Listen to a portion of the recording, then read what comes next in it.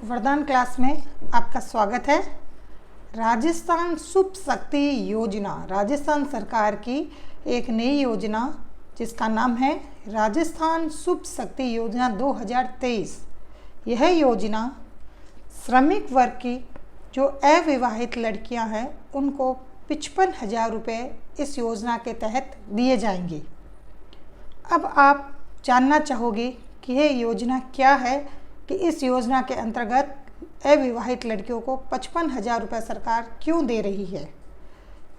इस योजना के अंतर्गत सरकार राज्य के पंजीकृत श्रमिक परिवार की जो महिलाएं अविवाहित बालिकाओं को सरकार की तरफ से 55,000 रुपये की वित्तीय सहायता प्रदान कर रहा है। और ये क्यों कर रहा है, इसके उद्देश्य क्या है, इसके बारे में हम जानते हैं। आज इस योजना का उद्देश्य क्या है? इसका उद्देश्य ये है कि गरीब व श्रमिक परिवार की महिलाओं और बेटियों को आर्थिक सहायता प्रदान करना। राजस्थान सरकार ने एक श्रमिक वर्ग परिवार या गरीब परिवार के बच्चियों और महिलाओं को आर्थिक सहायता प्रदान करने के उद्देश्य से ये योजना शुरू की है। उच्च शिक्षा प्राप्त करना और व्यवसाय को अपने प्रोत्साहित करना भी इस योजना के अंतर्गत शामिल है और उनको आत्मनिर्भर बनाना, यह सरकार का उद्देश्य है इस योजना को शुरू करने का। हम कह सकते हैं कि श्रमिक परिवार की जो बालिकाएं व बेटियां हैं, महिलाएं हैं, उनको आर्थिक सहायता प्रदान करना उच्च शिक्षा के लिए और अपने व्यवसाय को प्रोत्साहित करने के लिए, ताकि वो आत्मनिर्भर बन सके। इसके लिए हम जानेंगे कि क्या क्या पात्रताएं होनी चाहिए। इस योजना के लिए क्या क्या पात्रता होनी चाहिए। सबसे पहले वह राजस्थान का स्थायी निवासी हो। क्या हो? राजस्थान का स्थायी निवासी होना चाहिए। दूसरा, लड़की अविवाहित हो। दूसरी पात्रता क्या है इस योजना की? लड़की अविवाहित हो। तीसरी, कम से कम 18 वर्ष की आयु प्राप्त हो। कितने वर्ष की आयु हो? 18 वर्ष। चौथा या पात्रता है एक परिवार में कम से कम 2 लड़कियों को इसका लाभ मिल सकता है। एक ही परिवार की कम से कम 2 लड़कियों को इसका लाभ दिया जा सकता है। अगली पात्रता देखते हैं कि शैक्षणिक योग्यता कम से कम 8वीं पास होनी चाहिए।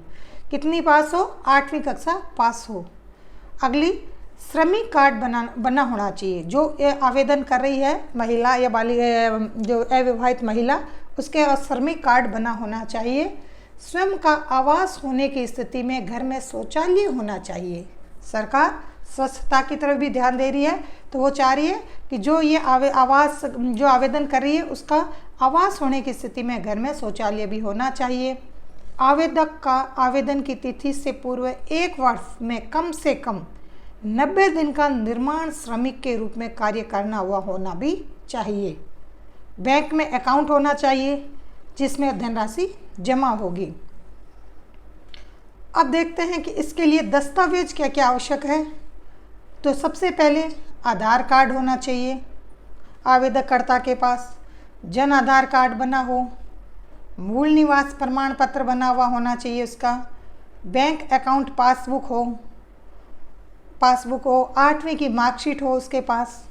जाति प्रमाण पत्र बना हुआ हो। आय प्रमाण पत्र भी बना हुआ होना चाहिए उसके पास। उसके खुद का मोबाइल नंबर हो। पासपोर्ट साइज की फ़ोटो चाहिएगी साथ इस योजना के लिए।